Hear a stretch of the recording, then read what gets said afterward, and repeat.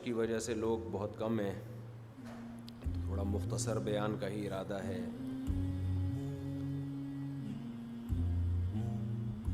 سورہ الحاقہ پہ ہمارے یہ دروس چل رہے تھے، پھر بیچ میں میرا حج کا سفر ہو گیا، اللہ تعالیٰ قبول کرے۔ جانے سے پہلے میں نے لوگوں کو نہیں بتایا تھا کہ میں حج پہ جا رہا ہوں۔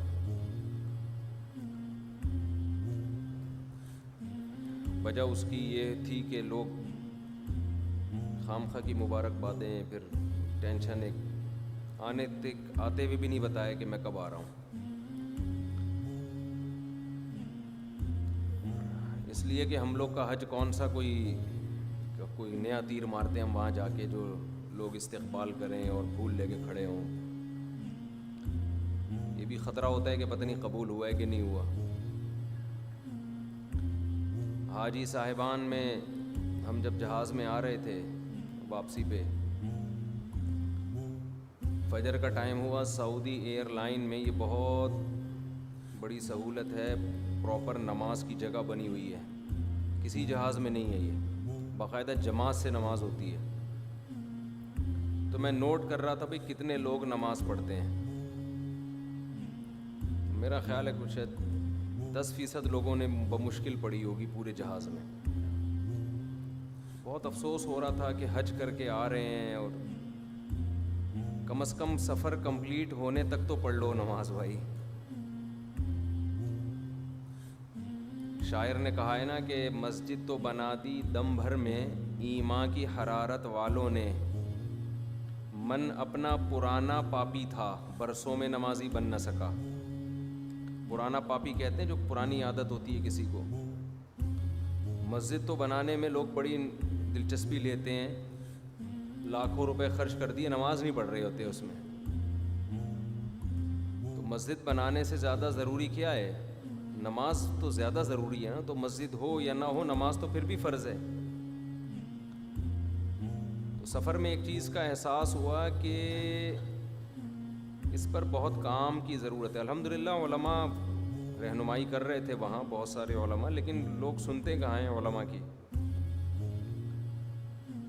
کہ حج کیوں کیا جاتا ہے، اس میں حکمت کیا ہے۔ لوگ یہ سمجھتے ہیں کہ آٹومیٹیکلی خود بخود سارا کام ہو رہا ہوتا ہے، گناہ معاف، 27ویں رات میں عبادت کر لی، سارے اگلے پچھلے گناہ معاف، اور حج کر لیا تو حدیث بھی سنائی جاتی ہے کہ ایسے ہو جاؤ گے جیسے آج تمہاری ماں نے تمہیں جنا ہے۔ یہ حدیثیں بالکل ٹھیک ہیں، لیکن اس کا وہ مطلب نہیں ہے جو مطلب بیان کیا جاتا ہے، وہ مطلب نہیں ہے ان حدیثوں کا۔ دیکھو کسی کی بات کا جب کوئی مطلب بیان کیا جاتا ہے تو اس کی دوسری باتوں کو سامنے رکھ کے بیان کیا جاتا ہے۔ کبھی بھی کسی بات کا ایسا مفہوم نہیں لیا جاتا جو دوسری جگہ اس کی وہ نفی کر رہا ہو۔ اس کی میں ایک مثال میں اکثر ایک حدیث پیش کرتا ہوں۔ حضرت ابو ہریرہ رضی اللہ تعالیٰ عنہ حدیث بیان کرتے ہیں کہ ہم کہیں بیٹھے ہوئے تھے، نبی صلی اللہ علیہ وسلم بھی تھے، محفل میں حضرت ابو بکر بھی تھے، محفل میں حضرت عمر بھی تھے، حضرت ابو ہریرہ بھی تھے۔ نبی صلی اللہ علیہ وسلم کہیں اٹھ کے گئے تو بہت دیر ہو گئی، واپس نہیں آئے۔ تو حضرت ابو ہریرہ کہتے ہیں ہمیں خوف ہوا کہ کہیں کوئی دشمن نے نقصان تو نہیں پہنچایا، آپ ہیں ہی نہیں۔ تو حضرت ابو ہریرہ ایک دم تلاش میں نکلے، اور ایسی ایک بوکھلاہٹ کا شکار ہوئے نا، کہتے ہیں کہ میں ایک باغ میں نیچے پانی نہیں ہوتا جہاں سے نہر، میں اس کے نیچے سے گھس کے باغ میں گھس چلا گیا نبی کو تلاش کرنے کے لیے، دروازے سے بھی نہیں گئے۔ تو دیکھا رسول اللہ صلی اللہ علیہ وسلم وہاں بیٹھے ہوئے تھے، آپ نے پوچھا کیوں کیسے آئے؟ میں نے عرض کیا یا رسول اللہ مجھے خوف ہوا کہ آپ کو کوئی نقصان تو نہیں ہو گیا۔ تو نبی صلی اللہ علیہ وسلم نے فرمایا کہ اے ابو ہریرہ میری طرف سے لوگوں کو خوشخبری سنا دو کہ من قال لا الہ الا اللہ دخل الجنہ، جو شخص یہ کہتا ہے اللہ کے سوا کوئی عبادت کے لائق نہیں وہ جنت میں داخل ہوگا۔ اور ثبوت کے طور پر اعتماد دلانے کے لیے اپنے نعل بھی حضرت ابو ہریرہ کے حوالے کر دیا اپنا جوتا کہ لوگوں کو یقین نہ آئے تو یہ دکھانا کہ نبی صلی اللہ علیہ وسلم نے مجھے اپنا نال مبارک بھی دیا ہے، ایک سند رہے گی. تو حضرت ابو ہریرہ کہتے ہیں میں باغ سے باہر نکلا، دوڑا دوڑا جا رہا ہوں بھائی لوگوں کو خوشخبری سناؤں گا. اول من لقینی عمر، سب سے پہلے میری ملاقات ہوئی عمر سے. حضرت عمر نے پوچھا کیا ہوا؟ میں نے کہا کہ نبی نے فرمایا جس نے کہا لا الہ الا اللہ وہ جنت میں داخل ہوگا، میں لوگوں کو یہ خوشخبری سنا رہا ہوں. حضرت ابو ہریرہ کہتے ہیں کہ عمر نے مجھے سینے پہ اتنی زور سے دھکا مارا کہ خررت علستی، میں کولوں کے بل زمین پہ گرا. حضرت عمر نے سختی سے منع کر دیا، بالکل نہیں، ٹھیک ہے بالکل نہیں، نا نا نا آپ کو اس کی پرمیشن نہیں ہے. جو لوگ نیگیٹو سوچتے ہیں نا، جن کے دماغ میں بھوسا بھرا ہوا ہے، جیسے آج کل بہت سے یوٹیوبرز کے دماغ میں کیا بھرا ہوا ہے؟ بھوسا. ان کو ہر بزرگ کے، ہر عالم کے کلام میں کیڑے نکالنے کا شوق.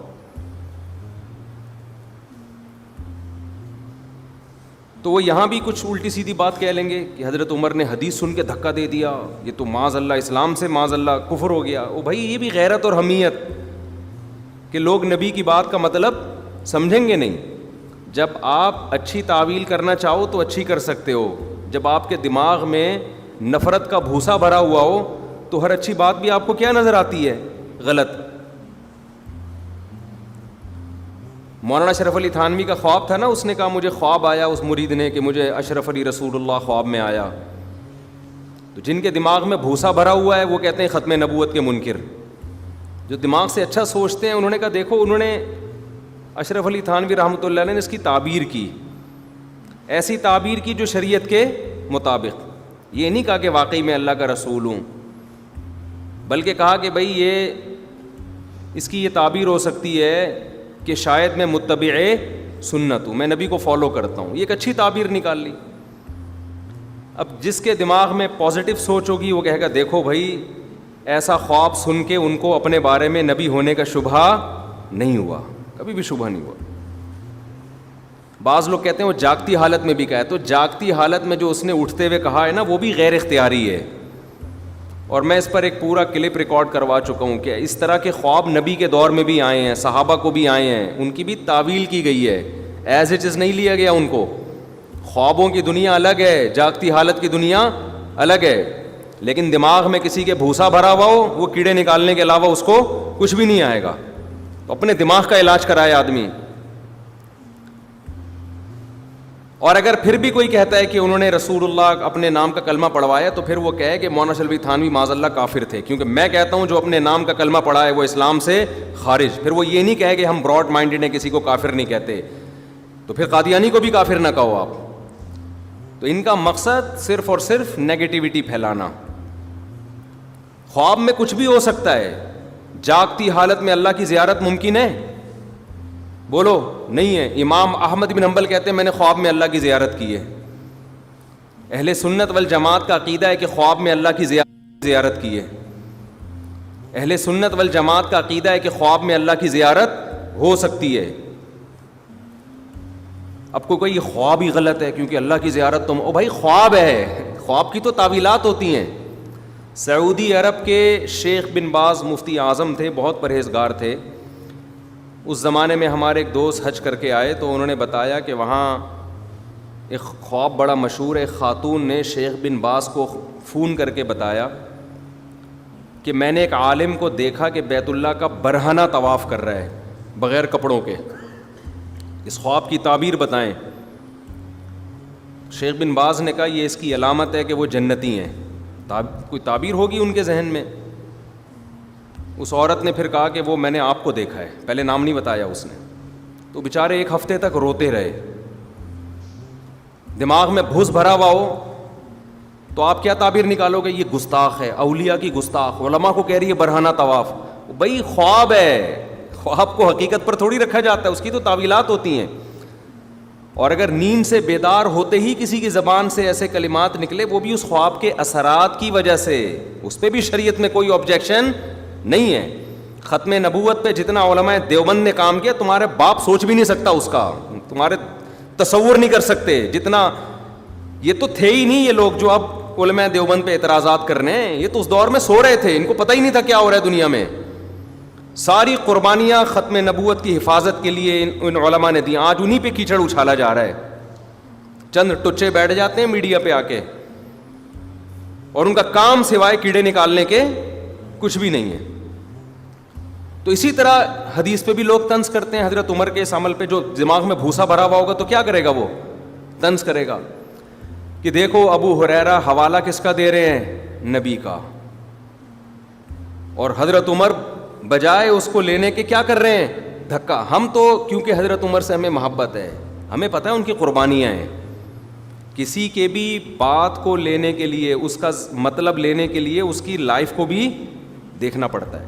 یہی کام کوئی منافق کرتا جس کی زندگی نفاق سے بھری ہوئی ہوتی, ہم اس کے عمل کی اچھی تعویل نہیں کرتے. ہم کہتے ہیں وہ منافق کو حدیث سے نفرت تھی اس لیے کیا ہے, لیکن عمر یہی کام کرے گا تو ہم کہیں گے غیرت اور حمیت, یہ نبی سے محبت کی وجہ سے کیا ہے. تو کسی کے بات کے دو مطلب نکلتے ہو نا, تو اس کی لائف کو دیکھا جاتا ہے کہ پہلے کیا کرتا رہا ہے. توحید کا دفاع کرتا رہا ہے تو اس کی بات کو شرک پہ محمول نہیں کیا جائے گا. لوگ کہتے ہیں نا جب تمہارے اکابر یہ کام کریں تو اس کی صحیح تعویل کرتے ہو, دوسرا کرے تو غلط. بھائی دوسرا شرک کو پروموٹ کر رہا ہے ساری زندگی, ہم جب اس کی بات کی تعویل کرتے ہیں وہ خود اس تعویل پہ راضی نہیں ہے, وہ کہہ رہا ہے میرا مطلب ہی نہیں ہے یہ وہ راضی نہیں ہے اس پہ. تو تعویل ایسے شخص کی بات کی جائے گی کہ جس کی تعویل پر ہمارے پاس اس کی لائف میں ثبوت ہو. بہشتی زیور میں آپ اٹھا کے دیکھیں مولانا شرف علی تھانوی نے جو عقیدے لکھے ہوئے ہیں, عقیدہ توحید کو جس طرح ڈیفائن کیا ہے, وہ عقیدے میں اہل سنت کے عقائد میں کوئی فرق نہیں ہے. سیم وہی ہے جو عربوں کا عقیدہ ہے, سیم وہی ہے جو اہل حدیث کا ہے, سیم وہی ہے جو پوری دنیا کے مسلمانوں کا ہے, جو عقائد انہوں نے ڈیفائن کیے ہیں.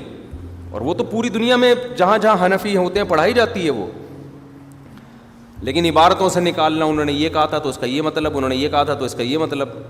یہ خوب سمجھ لیں, جب دماغ میں بھوسا ہوتا ہے تو آدمی کو ہر جگہ کیا نظر آتا ہے, بھوسا نظر آتا ہے. تو حضرت عمر کے نے کیا کیا, جیسے ہی صحابی سے حدیث سنی حضرت عمر نے دھکا دے کے ان کو پیچھے گرایا.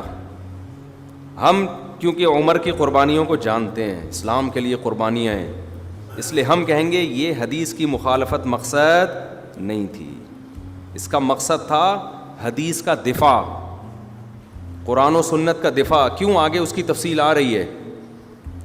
حضرت ابو ہریرہ کہتے ہیں میں بھاگتا ہوا گیا واپس, روتا ہوا نبی کے پاس. میں نے عرض کیا یا رسول اللہ ایسے کیا عمر نے میرے ساتھ. آپ بھی غصہ نہیں ہوئے؟ آپ نے حضرت عمر سے پوچھا ایسا کیوں کیا؟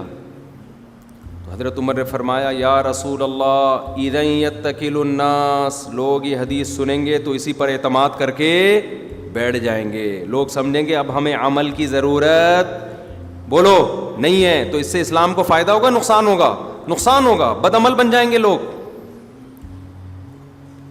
عقل مند لوگ تو سمجھ جائیں گے بھائی لا الہ الا اللہ کا مقصد اس کے لوازمات کے ساتھ, کلمہ توحید کا اقرار کرے, اس کے لوازمات ہیں, عملی زندگی میں بھی اس کو لے کر آئے. لیکن عام آدمی کیا سمجھے گا کہ بس زبان سے کہہ دیا لا الہ الا اللہ, ہم کہاں گئے, سیدھا جنت میں.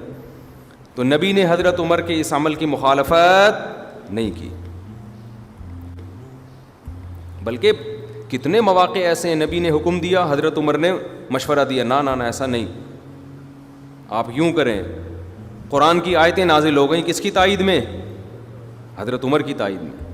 تبھی تو نبی نے فرمایا اللہ نے عمر کی زبان پہ حق کو جاری کر دیا ہے. تو جیسے عمر کے ساتھ بعض لوگ کر رہے ہیں نا, ان کے اپنے دماغ میں بھوس ہے, ایسے ہی ائمہ اربعہ کے ساتھ بھی کر رہے ہوتے ہیں, محدثین کے ساتھ بھی کر رہے ہوتے ہیں. ایک حدیث ہے آپ کے سامنے آئی, آپ اس کا مطلب کچھ اور لے رہے ہو, ابو حنیفہ کچھ اور لے رہے ہیں, آپ کے دماغ میں چونکہ بھوسا بھرا ہوا ہے تو آپ سمجھ رہے ہو ابو حنیفہ حدیث کے مخالف ہیں. بھائی وہ کچھ اور, ان کی رائے کچھ اور ہے, اس حدیث کا مفہوم ان کی نظر میں کچھ اور ہے, اور ان کا علم آپ سے 20 گنا زیادہ ہے. تو علاج کس کا ضروری ہے؟ بھوسے کا جو دماغ میں بھرا ہوا ہوتا ہے. جب انسان اچھے نیت سے سوچتا ہے تو اس کو لوگوں میں خوبیاں نظر آتی ہیں. ہاں ایسی خامی جس کی کوئی تعویل ہی ممکن نہ ہو, اس میں دفاع کرنا جائز بولو نہیں ہے, یہ اکابر پرستی ہے. پھر آپ کے کسی بزرگ نے ایسا کام کیا جس کا کوئی صحیح مطلب نہیں بنتا ہے, وہ 100% غلط ہے, تو اس کو غلطی کہا جائے گا. پھر اس بزرگ کو غلط کہا جائے گا کہ نہیں, اس کا اصول یہ ہے کہ خامیاں خوبیاں پلس مائنس کی جائیں گی. خامیاں خوبیاں کیا کی جائیں گی؟ Plus minus. تو کسی کا نام لے کے واقعات بیان کرنا مناسب نہیں ہوتا, لیکن کچھ ایسے واقعات ہوتے ہیں نام لے بغیر سمجھ میں نہیں آتے. میری ملاقات ہوئی ماشاءاللہ, اب حج میں بہت کام کر رہے ہیں, اتنا اللہ ان سے تبلیغ کا کام لے رہا ہے, میں تو ان کے کام کو دیکھ کے حیران ہوا. اب آج کل بیانات میں نا, میں نے بھی جتنے بیان سنے, ہو سکتا ہے یہ بات بھی ان تک پہنچ جائے, امید ہے ناراض نہیں ہوں گے. ہر بیان میں کھانا کم کھاؤ. کھانا نبی ایک ٹائم کھاتے تھے اور ایک ڈش ہوتی تھی. اب انہوں نے مینا میں, وہاں مکہ میں بڑا اچھا بیان کیا, میں بھی بیٹھ گیا, بڑی تمیز سے بیٹھا, میں سیکھنے کی نیت سے بیٹھا کہ بھائی اچھی بات کہیں سے بھی بیٹھا. انہوں نے کھانے پر بڑا اچھا بیان, آخر میں کھانے پہ آ گئے نا. میں جب بھی بیان سنتا ہوں نا, کھانے پہ کم کھاؤ, ایک ٹائم کا کھاؤ اور ایک ڈش کھاؤ, یہ لازمی. اب جب بیان میں کہا ایک ڈش, کھانے میں بوفے تھا. وہ سہیل بردر والوں کے تو بڑے, ان کا تو VIP قسم کا حساب کتاب ہے, 20 قسم کے کھانے اس میں. اتنا زور لگایا ایک ٹائم اور ایک ڈش اور سادہ. جیسے ہی بیان ختم ہوا, اعلان ہوا جو کھانا شروع ہوا ہے, میں نے کہا کھانے کے قابل چھوڑا کہاں ہے بھائی, ہمیں کھانے کے قابل چھوڑا کہاں ہے. وہ مجھے پھر ایک لطیفہ یاد آیا, میں نے سنایا نہیں وہاں پہ, کہ ایک آدمی, یہ کئی بار میں سنا چکا ہوں آپ لوگوں کو, وہاں سنانے کا تھا لیکن میں نے کہا زیادہ ہو جائے گی نا یار, اتنا کر دیا, ہمیں کھانے کے قابل چھوڑا نہیں ہے. وہ مندی آگے رکھی ہوئی ہے, ادھر بکرے رکھے ہوئے ہیں, کیا ایک ٹائم ایک کیا کھائے اس میں سے آدمی یار. تو مجھے خیال ہوا میں یہ لطیفہ سناؤں, وہاں تو نہیں سنایا, اب یہاں سنا رہا ہوں, کہ ایک آدمی کے ہاں میت ہوئی, اس نے کہا کہ میں نہ تیجا کروں گا اور نہ 40واں, میں دیگیں لوگوں کو نہیں کھلاؤں گا, میرا باپ مر گیا, میں لوگوں کو کھانے کھلاؤں, یار یہ کون سا اسلام ہے. لوگوں نے غیرت کے طعنے کیے کہ مر گیا مردود, نہ فاتحہ نہ درود, ابے ختم کروا, کھانے کھلا. اس کو یہ تھا بھی غریب بیچارہ کہ یار میرا ابا مر گیا, میرے پاس ویسے ہی کفالت سے محروم ہو گیا, میں دیگیں کھلاؤں یار. جب بہت طعنے ملے ہیں نا تو مجبور ہو گیا, عزت تو سب کو پیاری ہوتی ہے. اس نے پھر قورمے بنوائے نا, مرغے, اس میں بوٹیاں لیگ پیس, کھانا لگ گیا دسترخوان پہ. اس کو تپا ہوا تھا یہ بہت زیادہ نا, اس نے کہا ان کو میں کھلاؤں گا لیکن تھوڑی سی تانا دوں گا کہ میرا بیڑا غرق کیا تم لوگوں نے. جیسے ہی لوگوں نے بوٹیاں اٹھائی ہیں نا, اس نے کہا اسٹاپ, 1 منٹ رکو, میری بات سنو. ہمارے حضرت بڑے مزے سے یہ واقعہ مزے لے کے بیان کیا کرتے تھے. لوگ دیکھ رہے ہیں نا, بول یار جلدی بتا کیا ہے. کہہ رہے دیکھو لوگوں, میرے باپ کا انتقال ہو گیا, میں بہت غم زدہ ہوں, مجھے بڑا تکلیف ہے. میرے دال میرے کا نوالا میرے حلق سے نہیں اتر رہا, اور تم میرے گھر میں مرغے کھانے آئے ہو, تمہیں شرم نہیں آتی؟ چلو بسم اللہ کرو. سمجھ آ رہی ہے؟ بسم اللہ کھائیے نا. دوبارہ ریپیٹ کر کے بتاتا ہوں, پہلی دفعہ میں مزہ نہیں آتا. لوگوں, میرے والد مرحوم دنیا سے چلے گئے, میں بہت غم زدہ ہوں, میرے حلق میں دال کا نوالا نہیں اتر رہا, اور تم لوگ میرے گھر میں مرغے پھوڑنے کے لیے آ گئے ہو, تمہیں شرم نہیں آتی؟ چلو بسم اللہ کرو, کھائیے نا. لوگ نا یہاں سے نوالا واپس, تو نے کھانے کے قابل ہمیں چھوڑا کہاں ہے, تو نے چھوڑا کہاں میں کھانے کے قابل. وہ کہہ رہے کھائیے نا. کہہ رہے کہاں کیسے کھائیں اب. ہمارے حضرت فرمایا کرتے تھے یہ پرانے زمانے کے لوگ تھے, ان کو غیرت آ گئی. آج کا دور ہوتا نا, لوگ کہتے تو جو مرضی کر لے, تو ہمارے منہ میں ہاتھ ڈال کے اگر نوالا نکالے گا نا, ہاتھ چبا کے کھا جائیں گے اس کا. تو وہ مجھے یہ خیال ہوا کہ میں کہ حضرت آپ نے ہمیں کھانے کے قابل چھوڑا نہیں. ہر بیان میں کم کھاؤ کم کھاؤ کم کھاؤ. تو تھوڑی سی نا وہ برائی کے طور پہ میں نے کہا یار چلو اگر اس سے آپ کو اعتراض ہے تو آپ کام پازیٹیو کام دیکھو نا. ایک بندہ ہر سال حج کر رہا ہے اور اس میں اتنی تبلیغ کر رہا ہے, اتنا پیسہ خرچ کر رہا ہے, 4 5 بیانات ایک دن میں. تو اگر ایک کھانے والی بات پر آپ کو, مجھے بھی کچھ اعتراض ہو رہا تھا نا اس لیے, تو ایک کھانے والی بات اگر آپ کی سمجھ میں نہیں آ رہی تو اگنور کرو, اس کو بھی آپ کوئی اچھی تعویل کر لو اس کی. کم از کم یہ اس کی علامت تو ہے نا کہ دنیا پرستی نہیں ہے. کھانے کی ترغیب دینا تو بہرحال غلط ہے نا کہ کھاؤ کھاؤ کھاؤ, تو کھا رہی ہے دنیا. تو نیگیٹو دماغ میں سوچ ہوتی ہے نا, ہر آدمی کو کیا نظر آتا ہے الٹا. پازیٹیو سوچ ہوتی ہے, انسان پلس مائنس کرتا ہے.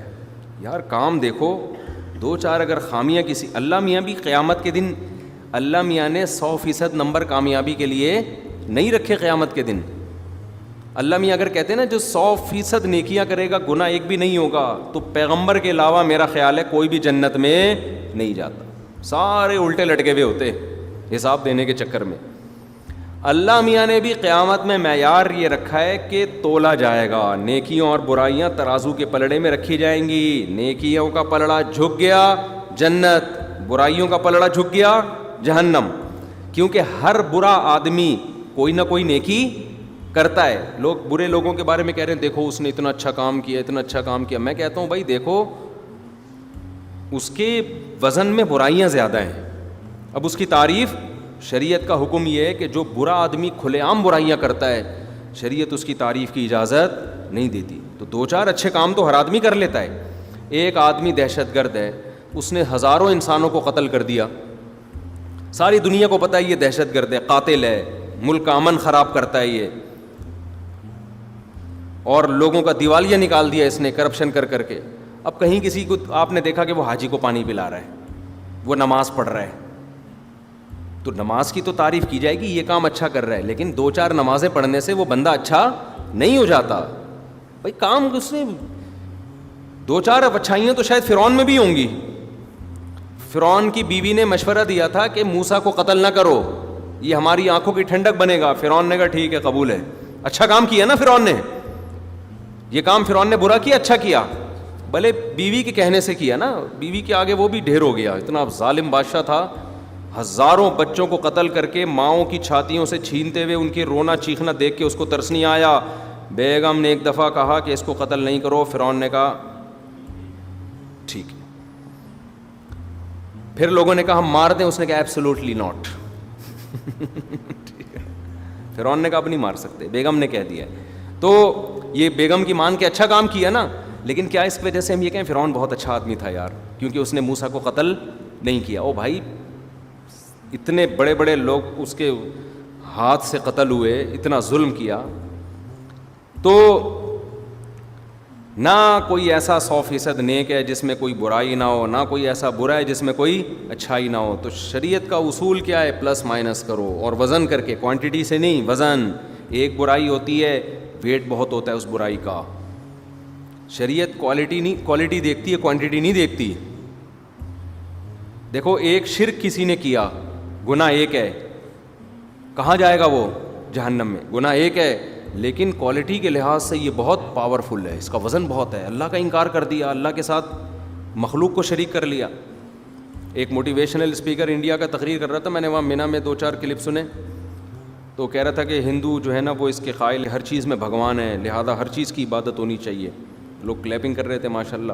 کسی نے نیچے کمنٹ کیا ہوا پھر آپ میں بھی بھگوان ہے, جب ہر چیز میں ہے تو آپ کی بھی عبادت ہونی چاہیے. تو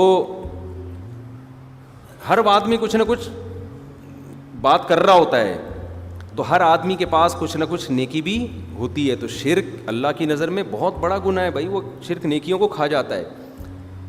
تو حضرت عمر رضی اللہ تعالیٰ عنہ نے کیا فرمایا؟ اذا یتکل الناس, یا رسول اللہ لوگ کیا کریں گے؟ اعتماد کر کے بیٹھ جائیں گے. اور حدیث میں آتا ہے نبی صلی اللہ علیہ وسلم نے خواب سنایا کہ میں نے خواب میں دیکھا کہ ڈول, پورا خواب ابھی میرے ذہن میں نہیں ہے, نبی کو خواب آیا کہ حضرت ابوبکر نے ڈول نکالا, حضرت عمر نے بھی ڈول نکالا, تو آپ نے فرمایا میں نے اتنا طاقتور نہیں دیکھا جتنا عمر کو دیکھا میں نے ڈول کھینچ کے نکالا. یہ تعبیر تھی کہ عمر کا دور حکومت سب سے بہترین ہوگا اسلامی تاریخ میں, پاور بہت تھی, طاقت بہت تھی. تو جس نے صلح حدیبیہ میں نبی صلی اللہ علیہ وسلم نے جب صلح کی ہے, سارے صحابہ کو اشکال تھا کہ بھئی ہم دب کے صلح کیوں کر رہے ہیں, ہم عمرہ کیے بغیر احرام کیسے اتار دیں, احرام باندھ کے بغیر عمرہ کیے احرام کھول دینا ایسے جیسے نیت باندھ کے نماز توڑ دینا سلام پھیرے بغیر. تو یہ تو بڑا ایک شریعت میں بھی جرم سمجھا جاتا ہے. تو یا رسول اللہ ہم کیسے کر دیں؟ حضرت ابوبکر نے فرمایا, حضرت ابوبکر نے کوئی اعتراض نہیں کیا کہ بھئی اللہ اس کے رسول ہم سے بہتر جانتے ہیں, جو حکم دے رہے ہیں ہم فالو کریں گے.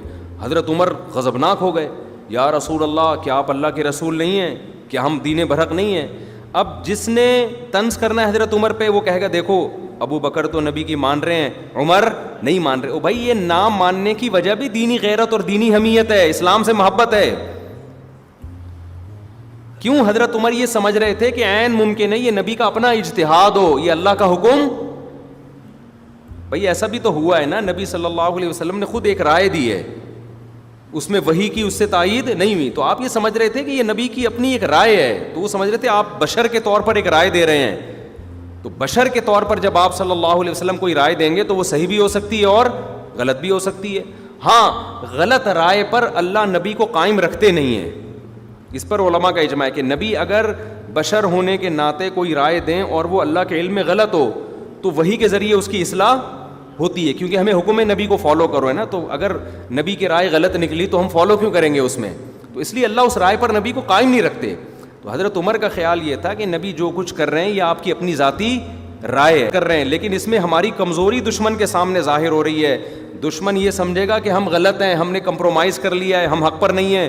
یہ ساری باتیں دینی غیرت اور اپنی ذات کی بیس پہ نہیں تھیں, اپنا نقصان نہیں. ان کو کس کا نقصان نظر آ رہا تھا؟ اسلام کا. تو جس کو عمر سے محبت ہوگی وہ کہے گا بھائی حضرت عمر نے جو کچھ کیا اسلام کی اور نبی کی محبت میں کیا. اس کی مثال ایسے ہے جیسے آپ کے ابا بیمار ہیں, وہ علاج نہیں کر رہے, پرہیز نہیں کر رہے. ابا کہہ رہے ہیں مجھے شوگر, مجھے پتا ہے یہ 2 لڈو لے کر آ میرے لیے. اب 3 بچے ہیں, یہ مثال بڑی زبردست ہے جس سے بات سمجھ میں آئے گی. 3 بیٹے ہیں, ایک بیٹا وہ ہے جس نے باپ کی کبھی بھی نہیں مانی, ایک بیٹا وہ ہے جس نے 2 بیٹے وہ ہیں جنہوں نے باپ کے لیے ہمیشہ قربانیاں دی ہیں. جو نالائق بیٹا ہے وہ کہہ رہے میں نہیں کھلا, ابا کہہ رہے ہیں لڈو لے کر آ, وہ کہہ رہے ہیں میں نہیں کھلاؤں گا. 2 لائق ہیں, 2 جو لائق تھے ان میں ایک کو ابا نے کہا جا لڈو لے آ, وہ لے کر آ گیا. دوسرے کو کہا لے کر آ, وہ کہے گا نہیں لاؤں گا میں. مثال سمجھ میں آ رہی ہے؟ ابا ہیں شوگر کے پیشنٹ, ابا نے حکم دیا تینوں بیٹوں کو کہ جاؤ کیا لے کر آؤ میرے لیے؟ مٹھائی, اور میں آرڈر کر رہا ہوں لازمی لانی ہے. ایک کمبخت نالائق جس نے زندگی میں کبھی بھی باپ کی بات مانی نہیں تھی, وہ کہہ رہے میں نہیں لے کر آ رہا. بلکہ اور اچھی کرنے کے لیے 4 بیٹے فرض کر لو. 2 نالائق تھے جنہوں نے زندگی میں کبھی باپ کی بات نہیں مانی, ہمیشہ وہ یہ چاہ رہے تھے باپ مرے تاکہ ہم اس کی وراثت پہ قبضہ کریں. ان کے اعمال سے لگ رہا ہے کہ یار یہ ہمیشہ باپ کے مرنے کا انتظار کر رہے ہیں. تو ان دونوں نالائقوں میں ایک فوراً گیا مٹھائی لے آیا, دوسرے نے کہا میں نہیں لے کر آؤں گا. باپ کہہ رہا ہے لے کر آؤ, کہہ رہا کچھ بھی کر لو لے کر آؤں گا. آپ تعویل یہاں آپ ان کی اچھی تعویل نہیں کرو گے, دونوں کو غلط قرار دو گے. آپ بولو گے کہ یار یہ جو مٹھائی لے کر آیا ہے نا اصل میں اس کی نیت ہے ابا کھائیں اور مریں. دوسرا کہ تم نیگیٹو سوچتے ہو. ہم کہتے ہیں نیگیٹو نہیں سوچتے, اس نے تو کئی دفعہ زہر دینے کی کوشش کی ہے. ہمیں پتہ ہے یہ جو آج اتنا فرما بردار بنا ہوا ہے نا, یہ اس لیے نہیں بنا ہوا, یہ اس لیے بنا ہوا ہے کہ ابا مٹھائی کھائیں اور ابا کی شوگر ہائی ہو اور ابا مریں. اس کے اعمال سے پتہ چل رہا ہے. دوسرا جو کہہ رہے ہیں نہیں ابا غصے لعنتیں کر رہے ہیں, بد دعائیں دے رہے ہیں, کہہ رہے ہیں نہیں لے کر آؤں گا, وہاں بھی ہم کوئی اچھی تعویل کرنے کی ضرورت نہیں ہے. ہم کہیں گے اس نے بھی کم بخت نے کئی دفعہ زہر دے کے ابا کو مارنے کی کوشش کی ہے, اب جو یہ نہیں لا رہا نا اس کی نیت ہے ابا ڈپریشن اور ٹینشن سے مر جائیں. یہ آپ کرو گے اور صحیح کرو گے بالکل. بھائی ہم حالات بتا رہے ہیں, ان کے اپنا عمل بتا رہے ہیں. جس نے زہر دے کے مارنے کی کوشش کی ہو, آپ کو اچھی لاجک تلاش کرنے کی کیا ضرورت ہے. لیکن جو دو بڑے بیٹے جو ہر وقت ابا ابا کرتے رہتے تھے, ایک مٹھائی لے آیا, اس کی بھی آپ اچھی لاجک تلاش کرو گے, یار اس سے ابا کی ہوگی مخالفت برداشت, یہ ابا کو ٹینشن میں نہیں دیکھ سکتا. یہ اس لیے اس نے اطاعت کا جذبہ اس میں بہت ہے. دوسرا کہے گا خام خواہ کی اطاعت ہے. یار کوئی اگر آپ پہ اعتراض کر رہا ہے, خام خواہ کی اطاعت, شوگر کے مریض کو کون مٹھائی کھلاتا ہے؟ تو آپ کہو گے یار ہو سکتا ہے اس نے پہلے سے گولی بھی چھپا کے رکھی ہو کہ جیسی ہائی ہوگی فوراً کھلا دوں گا, اس کا اس کے پاس آلٹرنیٹ موجود ہو. کیونکہ آج تک اس نے ہمیشہ ابا کو بچانے کی کوشش دی, ابا کو 10 دفعہ خون دے چکا ہے, یہ ابا کی ٹینشن لیتا ہے, برین ہیمریج اس کو ہوا تھا ابا کی ٹینشن میں. تو یہ آدمی غلط, یہ مٹھائی کھلا کے بھی غلط نہیں ہے. دوسرا بھی اسی طرح فرما بردار ہے, ابا کے لیے کئی موقع پہ اس نے جان بچانے کی کوشش کی, اپنی جان دے کے کوشش کی جان بچاؤں میں, اپنی جان کو خطروں میں ڈالا. ابا اس کو کہہ رہے ہیں مٹھائی لائے, کہہ رہے ہیں کچھ بھی ہو جائے نہیں لے کر آؤں گا. یہاں آپ یہ نہیں کہیں گے ابا کو ٹینشن دے رہے, یہاں کہیں گے بھائی ابا کی نہیں ماننا, کیوں؟ تاکہ ابا کو بچائے. اس کو ابا کی بات کی کوئی پرواہ نہیں. ابا کہہ رہے ہیں مٹھائی لا, کہہ رہے بھائی ابا آپ کچھ بھی کرو میں نہیں لے کر آؤں گا. برداشت کر رہا ہے, کیوں؟ اس کو پتا ہے یار یہ شوگر کے پیشنٹ ہیں.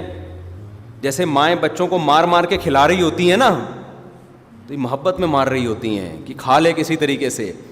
تو 4 آدمی ہیں, چاروں کا عمل ایک دوسرے کے متضاد ہے, لیکن 2 کے عمل کی اچھی تعویل کرو گے اور 2 کے عمل کی آپ بری لاجک تلاش کرو گے. تو جتنے ائمہ محدثین بزرگان دین جن کی دین کے لیے قربانیاں ہیں, ان کی عبارتوں میں, ان کی کتابوں میں اگر آپ کو ایسی چیز نظر آئے جس کا غلط مفہوم نکلتا ہے, شریعت حکم دیتی ہے اس کی تعویل کر کے کون سا مفہوم مراد لو, اس کو صحیح لاجک تلاش کرو اس کی. کیوں؟ ان کا ماضی بتا رہا ہے کہ یہ اللہ کو ماننے والے تھے, ان کی اسلام کے لیے قربانیاں. لیکن اگر کوئی شرک کو ہی پروموٹ کر رہا ہے, کوئی ہے ہی منافق, اس کا عمل بتا رہا ہے کہ اس کو اسلام سے محبت نہیں ہے, یہ صرف اپنے چورن بیچنے کے لیے اس نے یہ ساری کام کیے ہیں, وہ اگر صحیح بات بھی کرے گا تو اس کی بات کو غلط نہیں کہا جائے گا, لیکن اس پہ طنز کیا جا سکتا ہے یار اس کو اسلام سے اتنی محبت کہاں سے ہو گئی, ٹھیک ہے نا, اس کو کہاں سے ہو گئی. اس کا مطلب یہ دکانداری والی باتیں ہیں, یہ ہیومن رائٹس, جیسے ہم گوروں کو کہتے ہیں نا ہیومن رائٹس ویمن رائٹس کی باتیں کرتے ہیں, حقیقت میں کوئی ویمن رائٹس نہیں ہے اور نہ کوئی ہیومن رائٹس ہیں. اور یہ قرآن سے بھی ثابت ہے, یہ جو میں بات کر رہا ہوں قرآن سے بھی ثابت ہے. موسیٰ علیہ السلام جب فرعون کے پاس گئے نا دعوت دینے کے لیے, تو فرعون نے کہا کہ اے موسیٰ الم نربی کا فینا ولیدن, میں نے احسان کر کے تجھے اپنے محل میں پالا ہے, تو وہ احسان بھول گیا میرا؟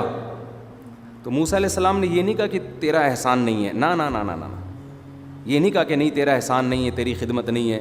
موسیٰ علیہ السلام نے کہا ٹھیک ہے تو نے مجھے پالا محل میں, اس کا تو ریفرنس دے رہا ہے تو, وَتِلْكَ نِعْمَةٌ تَمُنُّهَا عَلَيَّ أَنْ عَبَّدْتَ بَنِي اسرائیل, میری قوم کو جو صدیوں سے غلام بنا کے بیڑا غرق کیا ہوا ہے اس کا بھی تو حوالہ دینا. میں سمجھا پا رہا ہوں اپنی بات. تو یہ جو میں مضمون بیان کر رہا ہوں یہ ہوائی باتیں عقل سے بھی یہی ہے اور قرآن و سنت سے بھی یہی ثابت ہے. تو حضرت عمر رضی اللہ تعالیٰ عنہ نے صلح حدیبیہ میں نبی صلی اللہ علیہ وسلم کے حکم پر اشکال کیا کہ یا رسول اللہ الست رسول اللہ, کیا آپ اللہ کے رسول نہیں ہیں, کیا ہم برحق نہیں ہیں؟ نبی نے کوئی جواب نہیں دیا. تو یہاں جو جن کے دماغ میں بھوسا ہے وہ کیا کرتے ہیں حضرت عمر پہ طنز کہ دیکھو نبی کی بات نہیں مان رہے. جن کو حضرت عمر کی قربانیوں کا پتہ ہے وہ کہتے ہیں بھائی یہ غیرت اور حمیت تھی, کہ ان کی رائے یہ تھی کہ بھئی ہم اس طرح دب کے سلوک کریں گے تو ہمارا امیج خراب ہوگا, اور نبی کی بات کا وہ سمجھ رہے تھے کہ یہ نبی اپنی ذاتی رائے دے رہے ہیں. تو رائے کے مقابلے میں تو نبی تو مشورے لیتے تھے, سب کی رائے, بعض دفعہ صحابہ کی رائے نبی کی رائے کے موافق ہوتی تھی, بعض دفعہ مخالف. جیسے غزوہ احد میں نبی کی رائے یہ تھی کہ ہم مدینہ کے اندر رہ کے لڑیں گے, بعض صحابہ کی رائے یہ تھی ہم مدینہ سے باہر جا کے لڑیں گے. تو نبی نے اپنی رائے چھوڑ دی. اب ہم ان صحابہ پہ فتویٰ تھوڑی لگائیں گے کہ نبی کی رائے کے مقابلے میں اپنی رائے کیوں دے رہے ہو بھائی, نبی کی رائے ہم مدینہ کے اندر, اور بعض صحابہ کیا کہہ رہے ہیں مدینہ کے باہر. اصولی طور پر تو جب نبی کی رائے سامنے آ گئی تو ان صحابہ کو رائے دینے کا حق ہی نہیں تھا, لیکن کیوں رائے دی انہوں نے, اور نبی بھی ان پہ طنز نہیں کیا, اس لیے کہ وہ سمجھ رہے تھے کہ نبی یہ جو رائے دے رہے ہیں یہ وحی نہیں ہے, یہ نبی کی اپنی ذاتی رائے ہے. اور قرآن میں یہ ثابت ہوا, قرآن نازل ہوا کہ وہ رائے غلط تھی. نبی نے جو ان صحابہ کی رائے کو فالو کیا نا کہ باہر نکل کے لڑنا ہے, تو وہ فالو کرنا آپ صلی اللہ علیہ وسلم کی اجتہادی غلطی تھی. اور جو قیدیوں کو چھوڑنے کا معاملہ ہوا, خیر وہ لمبا ٹاپک ہے. تو نبی سے اگر کوئی اجتہادی غلطی ہوتی ہے تو اللہ کی طرف سے فوراً تنبیہ ہوتی ہے. نبی کو اس اجتہادی غلطی پر اللہ قائم نہیں رکھتے, اس پہ باقی نہیں رکھتے, اس پہ تبدیل کروا دیتے ہیں. تو کہاں سے کہاں بات چلی گئی, تو میں اصل جو بات لے کے چل رہا تھا, یہ درمیان میں جو بات آئی نا کہ آپ کسی کی زندگی دیکھتے ہو قربانیوں سے بھری ہوئی ہے, تو پھر اس کی غلطیوں سے پہ پردہ بھی ڈالتے ہو, اس کی غلطی کی اچھی تعویل بھی کرتے ہو. یہ قرآن و سنت ہی سے ثابت ہے. اور اگر آپ کو کسی سے ذاتی بغض ہے, نفرت ہے, دماغ میں آپ کے بھوسا بھرا ہوا ہے, تو ہر اچھی چیز میں بھی آپ کیا کرتے ہو, الٹی سیدھی لاجک تلاش کر رہے ہوتے ہو. آپ اس کو اس شخصیت پرستی پہ, اور جو وہ دفاع کرے تو کہتے ہیں لوگ شخصیت پرست نہیں ہے. تو میں جو اصل مضمون لے کے چلا تھا وہ جلدی سے مکمل کرتا ہوں کہ نبی صلی اللہ علیہ وسلم نے فرمایا تھا نا, من قال لا الہ الا اللہ دخل الجنہ. تو حضرت عمر نے کیوں رکوا دیا کہ بھائی لوگ اس حدیث کو لیں گے, قرآن کی باقی آیتوں کو چھوڑ دیں گے. تو یہی آج کل ہو رہا ہے. حدیث میں آتا ہے لیلۃ القدر کی جس نے عبادت کی. میرے ایک سعودیہ میں ایک عرب ملے, تو کوئی فقہ سے متعلق بات چل رہی تھی, تو میں نے ان سے پوچھا مدینہ یونیورسٹی میں جب لیکچرار پڑھاتے ہیں تو ترجیح کیسے دیتے ہیں؟ جیسے مختلف فقہ کے اقوال ہیں, ایک قول ابو حنیفہ کا ہے, امام شافعی کا قول ہے, امام احمد بن حنبل کا قول ہے, فلانا قول ہے. تو جو لیکچرار ہے یونیورسٹی میں پڑھانے والا, وہ کس بیس پر ترجیح دیتا ہے کہ یہ رائے درست ہے اور یہ کیا ہے غلط؟ انہوں نے کہا جہاں صحیح حدیث ہوگی اس رائے کو صحیح قرار دیا جاتا ہے. میں نے کہا صحیح حدیث تو بعض دفعہ دونوں کے پاس ہوتی ہے. بھائی صحیح حدیث ابو حنیفہ کے پاس بھی ہے, امام شافعی کے پاس بھی ہے. کہہ رہے نہیں جو اصح, جو زیادہ صحیح ہو. اچھا وہ خود بھی یونیورسٹی میں تھے, بڑی پوسٹ پر رہے ہیں وہ. تو کہتے ہیں جب بغیر تعویل کے جو صحیح حدیث پیش کرے گا, حدیث پیش کرے صحیح لیکن اس میں تعویل نہ کرے, اس رائے پہ فتویٰ دیا جاتا ہے. تو میں نے ان سے تو زیادہ بحث نہیں کی, میں نے یہ بولیں گے میرے سے بحث کر رہا ہے. تو یہ بات کہہ دینا بہت آسان ہے. مجھے خیال ہوا میں ان سے ایک حدیث پیش کرتا ہوں کہ صحیح حدیث ہے. رسول اللہ صلی اللہ علیہ وسلم سے پوچھا گیا, یا رسول اللہ, زمانہ جاہلیت میں عورت زندہ دفن کر دیتی تھی بچے کو, اس کے بارے میں کیا حکم ہے؟ صحیح حدیث ہے, آپ نے فرمایا الواعدۃ والموعودۃ فی النار. دفن کرنے والی اور جس کو دفن کیا گیا, حدیث کا ظاہری مطلب یہی ہے, بغیر تعویل کے یہی مطلب ہے, اگر تعویل نہ کرو. جس کو دفن کیا گیا اور جس نے دفن کیا, دونوں جہنم میں. اب بتاؤ یہ حدیث جیسے ہی آپ کے سامنے آئے گی فوراً ایک اشکال ہوگا نا کہ جس بچی کو دفن کیا جا رہا ہے اس بیچاری کا کیا قصور ہے بھائی, اس کو کیوں؟ اب مجھے خیال ہوا میں ان لیکچرار سے پوچھوں یہاں اس بغیر تعویل کے جو آپ کہہ رہے ہیں کہ ہم صحیح حدیث پہ فتویٰ دیتے ہیں, بغیر تعویل کے, یعنی جو حدیث میں تعویل کرے اس کو ہم غلط قرار دیتے ہیں, جو بغیر تعویل کے حدیث میں جیسے جیسے لکھا ہے اس کو فالو کریں, ہم اس کو کیا کرتے ہیں, ہم صحیح. ان سے تو میں نے بحث نہیں کی, لیکن میں آپ سے یہ بات کر رہا ہوں کہ بغیر تعویل کے اگر آپ حدیث لے لو تو اس سے تو یہ نظر آ رہا ہے کہ وہ جو بیچاری معصوم بچی ہے وہ کہاں جائے گی؟ بولو نا, جہنم میں. یہی وجہ ہے کہ کسی نے بھی اس حدیث کو ایز اٹ از نہیں لیا ہے, اس حدیث میں تعویلات کی ہیں. کیوں؟ اس لیے کہ اس حدیث سے جو مفہوم ظاہر ہو رہا ہے وہ دیگر درجنوں احادیث اور قرآنی آیات کے خلاف ہے. علامہ ابن قیم رحمہ اللہ لکھتے ہیں کہ سورہ تکویر میں اللہ کا ارشاد ہے وَإِذَا الْمَوْعُودَةُ سُئِلَتْ بِأَيِّ ذَنبٍ قُتِلَتْ. قیامت میں اللہ عدالت کے کٹہرے میں زندہ دفن کی ہوئی بچی کو لا کے پوچھے گا بتا تجھے کس جرم میں قتل کیا گیا. تو جس بچی کو بغیر جرم میں قتل کیا گیا, اس کے بغیر جرم کے قتل کی وجہ سے اللہ باپ سے انتقام لے رہا ہے, تو اللہ بغیر جرم کے اس کو کیوں سزا دے گا بھائی؟ اس آیت سے واضح پتہ چل رہا ہے کہ نہیں چل رہا؟ اسی وجہ سے جتنے محدثین اس حدیث کی تعویل کرتے ہیں, وہ تعویلات کیا ہیں؟ وہ ایک بعض نے کہا صلہ محذوف ہے, الواعدہ سے والموعودہ سے مراد ہے والموعودۃ لہا, وہ عورت جس کے لیے دفن کیا گیا, یعنی وہ بچی نہیں, وہ بچی جس کے لیے دفن کیا گیا. موعودۃ لہا، جس کے لیے اس بچی کو دفن کیا گیا، یعنی اس کی ماں کے لیے، ماں راضی تھی اس عمل پہ یا باپ راضی تھا، تو جس کو خوش کرنے کے لیے کام کیا گیا وہ مراد ہیں. بعض نے اس کا مفہوم یہ بیان کیا کہ قیامت کے دن جو کافروں کے بچے دنیا میں سے جاتے ہیں، قیامت میں اللہ ان کو بالغ کر کے امتحان لے گا، ان سے آزمائش میں. یہ بھی بہت مضبوط قول ہے، بعض روایتیں بھی اس کی تائید میں ملتی ہیں. اللہ اعلم بما كانوا عاملین، حدیث میں آتا ہے کہ اللہ کو پتہ ہے انہوں نے کیا عمل کرنا تھا. تو یہ عمل کروایا جائے گا ان سے، پھر جو جنت والے اعمال کرے گا وہ جنت میں، جو جہنم والے اعمال کرے گا وہ جہنم میں. تو نبی کو اس بچی کے بارے میں معلوم تھا کہ اللہ نے علم دیا ہوگا کہ جب اس کو قیامت کے دن آزمائش میں ڈالا جائے گا تو یہ شرک کو قبول کرے گی. تو اسپیسیفک اس بچی کے بارے میں جو قیامت کے دن اپنے اختیار سے، وہ تعویلات تو ایک الگ باب ہے، ابھی تو میرا مقصد حدیث کی تشریح نہیں ہے. ابھی تو میرا مقصد یہ بتانا ہے، جو ہمارے اہل حدیث بھائی کہتے ہیں نا اذا صح الحدیث فہو مذہبی، جب بھی حدیث ملے بس وہ ہم، ایسا نہیں ہے بھائی، کسی فقیہ کا یہ اصول نہیں ہے. حدیث کو متواتر حدیث کے مقابلے میں دیکھا جاتا ہے، قرآن کے مقابلے میں دیکھا جاتا ہے. قرآن جگہ جگہ حدیث میں آ رہا ہے والموعودۃ فی النار، جس کو دفن کیا گیا وہ بھی جہنم میں، لیکن قرآن درجنوں مقام پہ کہہ رہا ہے ولا یظلم ربک احدا، تیرا رب کسی پہ ظلم نہیں کرے گا. وما کنا معذبین حتی نبعث رسولا، جب تک ہم پیغمبر کو بھیج کے حجت تمام نہ کر دیں کسی قوم کو ہم عذاب نہیں دیتے. تو بچی پر تو حجت تمام ہی نہیں ہوتی ہے نا، اتنی ساری آیتیں ہیں. تو اتنی ساری آیتوں کے ہوتے ہوئے آپ ظاہر ہے کیا کرو گے، اس حدیث کا وہ مفہوم بیان کرو گے جو قرآن کے موافق ہے اور خود نبی کی دیگر تعلیمات کے موافق ہے. ان کے سامنے تو میں نے اتنی تفصیل نہیں کی، اصل میں یہ ان کو یہ سمجھانا چاہ رہا تھا، لیکن میں نے کہا ان سے بحث کرنا بہت مشکل کام ہوتا ہے وہاں پہ، کہ یہ جو مذاہب اربع ہیں نا، ان میں سے ایک کو فالو کیے بغیر آپ کا گزارا نہیں ہے، ورنہ ہر لیکچرار آئے گا اپنی تقریر جھاڑ کے چلا جائے گا، کنفیوژن کے علاوہ کچھ بھی حاصل نہیں ہوگا. ایک آدمی ایک حدیث کا کچھ مفہوم بیان کر رہا ہے دوسرے دلائل کی روشنی میں، ایک دوسرا اس حدیث کا کچھ مفہوم بیان کر رہا ہے دوسرے دلائل کی. تو اسی وجہ سے فقہاء نے اصول فقہ وضع کیے ہیں کہ ہم حدیث کو کیسے لیں گے. ہر ایک کے اپنے اپنے اصول ہیں. امام ابو حنیفہ کے اپنے اصول ہیں، امام شافعی کے اپنے اصول ہیں، امام احمد کے اپنے اصول ہیں، امام مالک کے اپنے، تھوڑا تھوڑا میجر اصول تو سب کے 99% ایک ہی جیسے ہیں. 1 یا 2% اصول ایسے ہیں جن میں کیا ہے، اختلاف ہے. تو ایسے ہی تھوڑی فقہاء نے اتنی محنتیں کی ہیں اور بس آپ کہہ رہے ہیں جو بھی میرے سامنے حدیث آ گئی میں کیا کروں گا، عمل کروں گا. امام شافعی کے سامنے حدیث آئی، انہوں نے اس پہ عمل نہیں کیا، ان کے سامنے دوسری حدیث تھی، انہوں نے اس کو اصل بنایا، اس میں تعویل کی. ابو حنیفہ کے سامنے حدیث آئی، انہوں نے اس کو اصل بنایا، اس میں تعویل کی. تو ایک پورا باب ہے.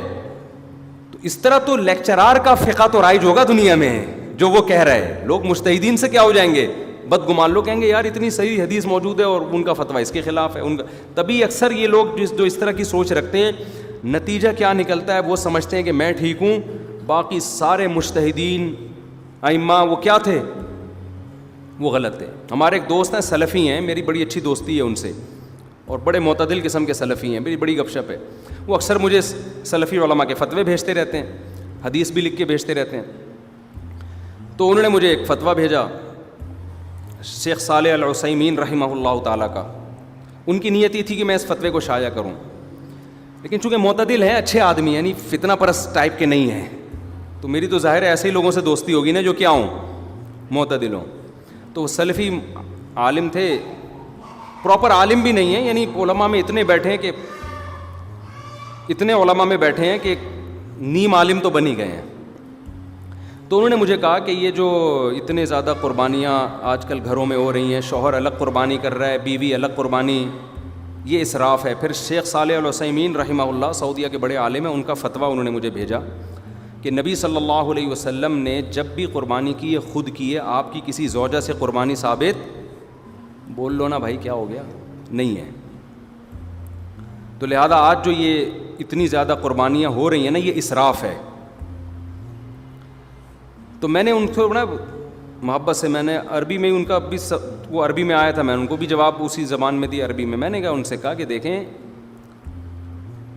نبی صلی اللہ، یہ جو مسئلہ ہے نا یہ اختلافی ہے، چاروں ائمہ میں کیا ہے، اختلافی مسئلہ ہے کہ گھر کے سربراہ کی طرف سے قربانی کافی ہے یا جو بھی صاحب نصاب ہے، مالدار ہے، الگ سے قربانی کرے گا کہ نہیں کرے گا. تو میں نے کہا امام احمد بن حنبل کی رائے یہی ہے جو شیخ صالح العثیمین نے ذکر کی ہے کہ بھئی گھر کا سربراہ، بعض اسلاف سے ہمیں ملتا بھی ہے اس کا ثبوت، مصنف ابن شیبہ میں روایت ہیں، بعض اسلاف سے یہ بات ثابت ہے، حدیث میں تو کوئی تذکرہ نہیں ہے اس کا، لیکن بعض اسلاف سے یہ بات ثابت ہے، ان کی یہ رائے تھی کہ گھر میں ایک سربراہ بس قربانی کر دے تو سب کی طرف سے کافی ہے، اس میں سب کے لیے کرنا ضروری نہیں ہے۔ تو میں نے ان سے کہا، میں نے کہا ٹھیک ہے، لیکن جو مسئلہ ائمہ اربعہ میں کیا ہے، اختلافی ہے، اور پورے بر صغیر انڈیا پاکستان میں امام حنیفہ کی فقہ کو فالو کیا جاتا ہے۔ یہاں میں شیخ صالح العثیمین کے فتوے پھیلاؤں گا، اس سے انتشار کے علاوہ کچھ بھی نہیں ہوگا، اور امام حنیفہ کی جو رائے ہے وہ بھی کمزور نہیں ہے۔ یہ جو آپ نے کہا کہ نبی صلی اللہ علیہ وسلم کی زوجات قربانی نہیں کرتی تھی، نبی کرتے تھے سب کی طرف سے، تو زوجات جو تھیں وہ فقر کے انتہا کو پہنچی ہوئی تھیں۔ آج بھی اگر کسی کی بیوی مالدار نہیں ہے تو ہم کب کہتے ہیں وہ قربانی کرے؟ ہم تو اس کو منع کریں گے، یار تمہارے پاس پیسے ہیں نہیں، تم اپنے آپ کو اتنی ٹینشن میں کیوں ڈال رہی ہو؟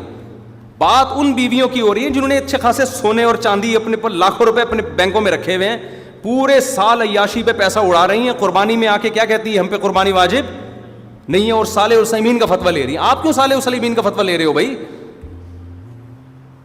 تو امام حنیفہ کا فتویٰ آپ کے لیے شیخ صالح العثیمین کے فتوے سے زیادہ ویلیو رکھتا ہے، کیونکہ یہ ایک فقہ رائج ہے۔ آپ یہاں کوئی اور فتویٰ چلاؤ گے، تشویش کے علاوہ کچھ بھی حاصل، ایک آدمی کہے گا لازم نہیں ہے، دوسرا کہے گا لازم ہے۔ تو میں نے کہا شیخ میں آپ کا احترام کرتا ہوں، لیکن آپ بر صغیر میں فقہ حنفی کے فتوے کو فالو کریں، وہی پھیلایا جائے گا۔ یہاں 6 رائے، وہ اس کی رائے کچھ اور ہے، اس کی رائے کچھ اور ہے، اس کی رائے، اور میں نے کہا یا تو ہوتا نا امام حنیفہ کی رائے بالکل قرآن و سنت کے اگینسٹ ہوتی تو بھی ہم کہتے ہیں نہیں لیا جائے گا اس رائے کو، اس کی بھی مضبوط دلیل ہے۔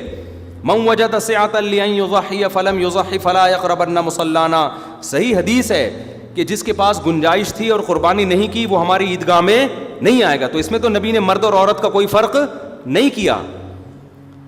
تو اگر کسی کی بیوی نبی کی زوجہ کی طرح غریب ہے، مسکین ہے، وہ نہ کرے قربانی۔ یہاں تو ہم مالدار عورتوں کی بات کر رہے ہیں، مالدار شخص کی بات کر رہے ہیں۔ تو اس لیے میں نے کہا بھائی آپ کیوں تشویش پھیلا رہے ہو نا؟ تو ٹھیک ہے، وہاں وہ بھی ہمارے نظر میں اہل حق عالم تھے، صالح العثیمین، تو عرب ان کو فالو کر رہے ہیں، ٹھیک ہے بھائی، لیکن ہر جگہ تو نہیں نا کہ صالح العثیمین کو لا کے آپ ساری دنیا پہ مسلط کر دیں۔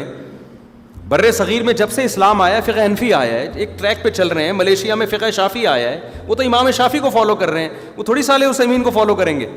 میں بر صغیر میں ملیشیا جا کے ان کو فقہ حنفی کے مطابق جواب دینا شروع کر دوں، سوائے فتنے کے کچھ حاصل ہوگا؟ ملیشیا میں تو میں بولوں گا بھائی شافی فقہ کو فالو کرتے آ رہے ہو، امام شافی بھی ہماری رائے میں برحق ہیں، ان کے پاس بھی دلیل ہے، کوئی بات نہیں۔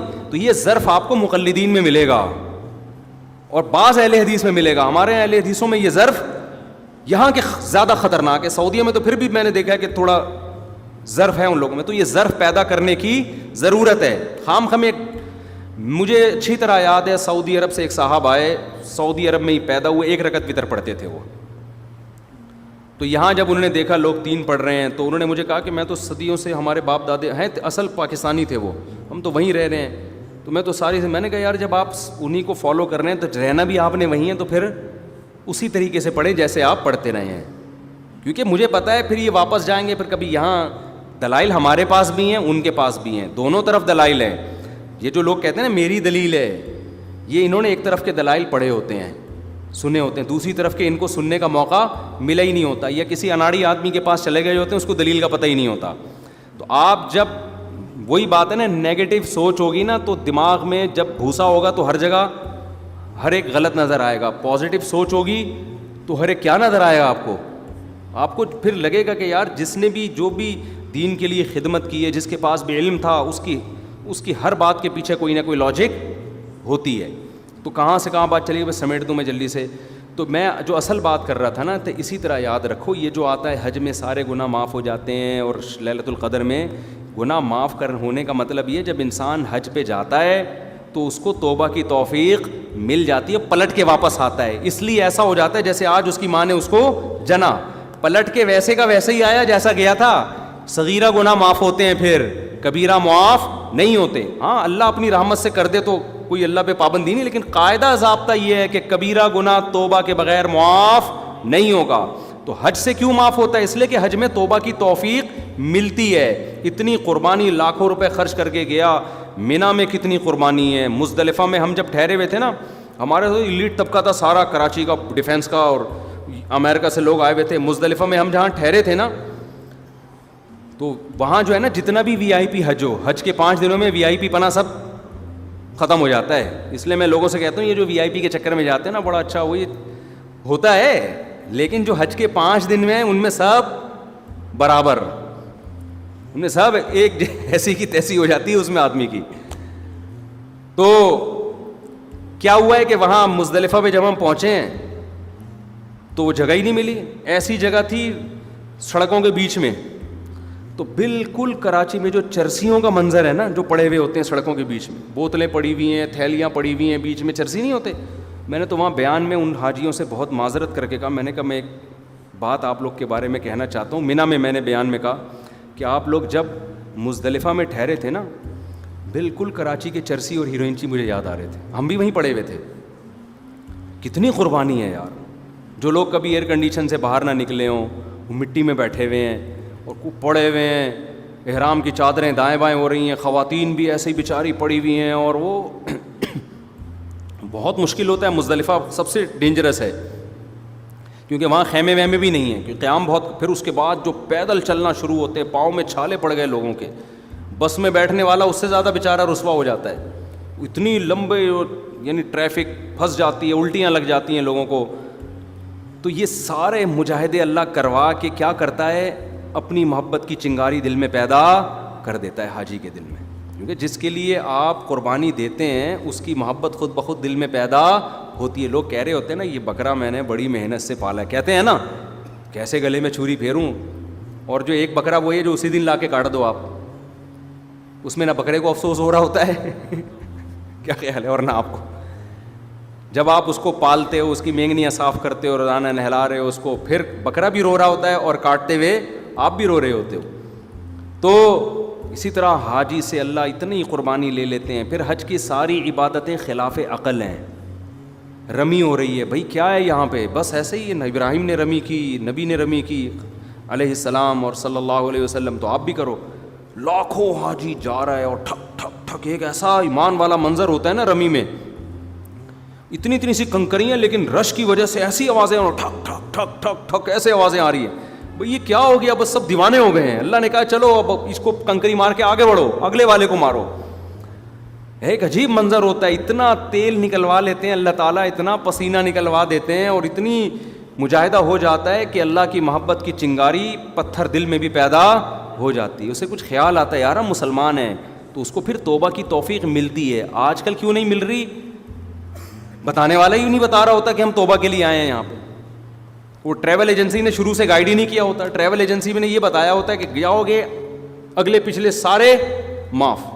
تو جو بہن کی وراثت, بعض تو بہن کی وراثت کے پیسوں سے حج کرنے جا رہے ہوتے ہیں, وہ کھا کے گئے, وہی کھا کے دوبارہ ایک اور دکان پہ قبضہ کر لیا, اگلے سال پھر معاف کرانے چلے گئے, پھر آ گئے. بھئی ایسے 1 کروڑ حج بھی کر لو گے, ایسے نہیں ہوگا حساب کتاب. حج زندگیوں کو کیا کر دیتا ہے, چینج. ہمارے حضرت ہر سال حج کرتے تھے, عمرہ بھی کرتے تھے. پھر جب حج مشکل ہو گیا تو پھر عمرہ شروع کر دیا حضرت نے. عمر بھی زیادہ ہو گئی تھی, مشکل ہو گیا تھا. تو اتنے پرہیزگار تھے, اتنے رونے دھونے والے, اللہ کی یاد میں گناہ سے بچنے والے. لیکن ہمیں یاد ہے حضرت عمرے سے واپس آتے ہوئے فرما رہے تھے کہ مجھے شرم آ رہی ہے واپس جاتے ہوئے. اللہ کہے گا جیسا گیا تھا کہیں ویسے ہی آ گیا, تو کچھ تبدیلی نہیں آئی تیرے اندر. تو حالانکہ وہ تو پورے دین پہ چلتے تھے. ان کو یہ خوف تھا اپنے بارے میں کہ کہیں اللہ یہ نہ پوچھ لے کہ تو میرے گھر کی زیارت کر کے آیا ہے, اب بھی ویسے کا ویسا ہی ہے جیسا پہلے تھا. تو یہ جذبے سے جب آپ جاتے ہو نا عمرہ کرنے, حج کرنے, پھر جو آپ کے اندر تبدیلی آتی ہے, تو واقعی وہ تبدیلی آپ کے گناہوں کو ایسا صاف کر دیتی ہے کہ یوم ولدت امہ, جیسے آج تمہاری ماں نے تمہیں جنا ہے.